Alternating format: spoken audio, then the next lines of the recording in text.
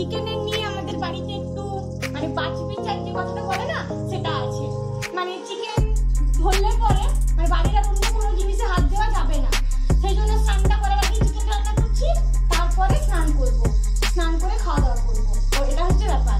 তো চলো রান্নাটা ঝটপট করে নিই, আবারও তোমাদের সাথে কথা হচ্ছে স্নান টান করার পরে। এই যে দেখো স্নান টান হয়ে গেল, স্নান টান করে এই যে উপরে উঠে চলে এলাম, দিয়ে ভাবলাম যে তাহলে তোমাদের সাথে একটু কথা বলি।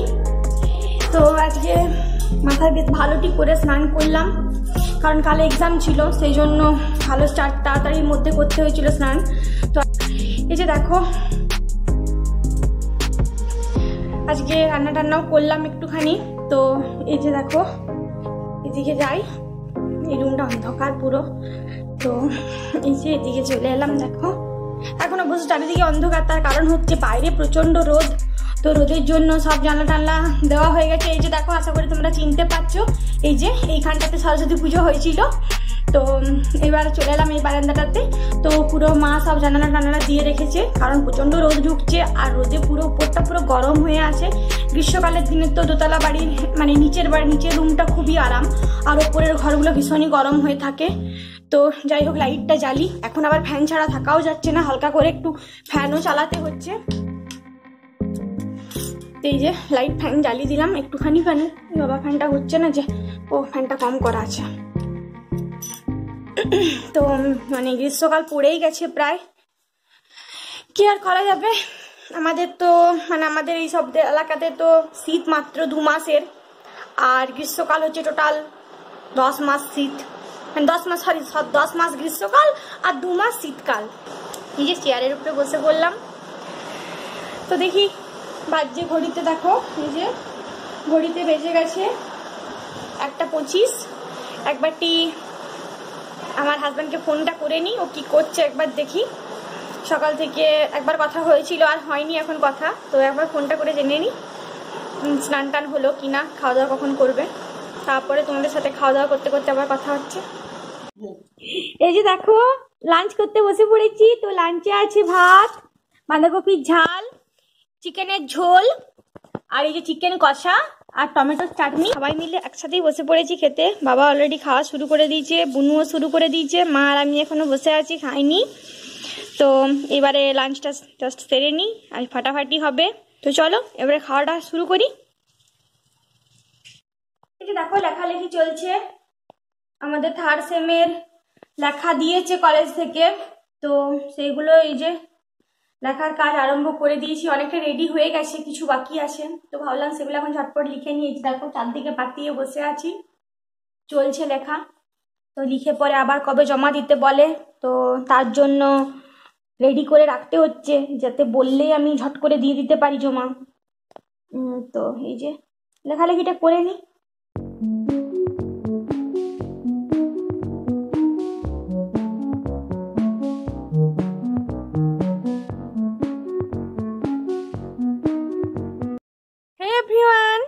Welcome back to my channel. তো কালকের ব্লগটাই আমি এটা কন্টিনিউ করছি। তো দেখতেই পাচ্ছ স্নান টান হয়ে গেছে, চুল শুকিয়েও গেছে, অনেকক্ষণই স্নান হয়ে গেছে আমার আজকে। তো বেলা দুপুর হয়ে গেছে, তো ভাবলাম যে এখন থেকেই ব্লগটা শুরু করা যাক। তো ওই যে দেখো আমি রাস্তায় দাঁড়িয়ে আছি, কি রোদ দিচ্ছে বাবা, প্রচন্ড রোদ, পুরো গ্রীষ্মের দুপুর শুরু হয়ে গেছে। তো রাস্তায় দাঁড়িয়ে আছি, তার কারণ হচ্ছে যে আমার ফ্লিপকার্টে আমার মায়ের জন্য একটি ক্রিম অর্ডার দেওয়া ছিল। তো মাত্র আমাকে কুরিয়ার সার্ভিস থেকে ফোন করেছিল যে এসে গেছে, তো এখনো আসেনি। তো সেই জন্য আমি এই যে দেখতেই পাচ্ছি রাস্তায় দাঁড়িয়ে আছি, এতক্ষণ মাও ছিল আমার সাথে দাঁড়িয়ে। তো মা ভেতরে ঢুকে গেল। তো আজকে বোনের এক্সাম হচ্ছে, তো মনে হচ্ছে চলে এসছে, তো দেখা যাক, এখনো এসে পৌঁছয়নি, তার জন্য দাঁড়িয়ে আছি। বাই চান্স ঘরটা তো বুঝতে পারবে না, তার কারণ হচ্ছে এটা একটা অন্য ডেলিভারি বয়, আর যারা পরিচিত তারা ফোন করে না, এসে ডাইরেক্ট দরজাতে নক করে, তো এসে চলে আসে। তো এ অন্য নিশ্চয়ই, সেজন্য আমাকে কল করেছিল, তো সেজন্য দাঁড়িয়ে আছি। তো বাইরের অবস্থাটা একবার দেখে নাও কি অবস্থা। তো দেখা যাক কখন আসে, একটু দাঁড়াই, ওয়েট করি, না হলে বাড়িতে ভেতরে ঢুকে যাবে, রোদের মধ্যে আর থাকা যাচ্ছে না। যাই হোক এই যে দেখো বক্সটা চলে এসেছে। চলো এটা আমি একটু আনবক্স করে নিই, তো তোমাদেরকে দেখাই এটার ভেতরে কি আছে। তো এই যে দেখো বক্সটা আনবক্স করার জন্য এই যে কাঁচি নিয়ে নিয়েছি, তো এটা আমি আনবক্স করছি।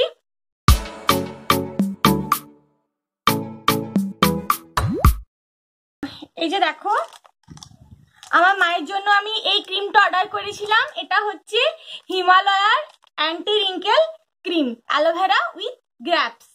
তো এটা রিডিউস করে wrinkles, fine lines and age spot. ক্রিমটা আমি মায়ের জন্য অর্ডার দিয়েছিলাম ফ্লিপকার্টে, একটা অফার প্রাইসে আমি পেয়েছিলাম।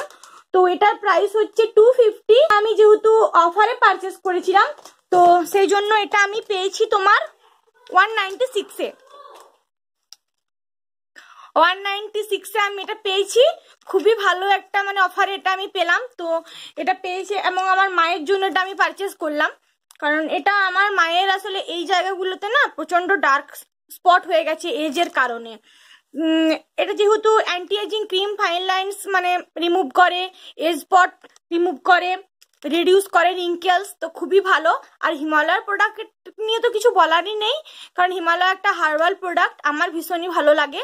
তো সেই জন্য নিয়ে নিলাম। তো মা এটা ব্যবহার করে দেখুক, ইউজ করে দেখুক মা কতটা কি ফল পায়।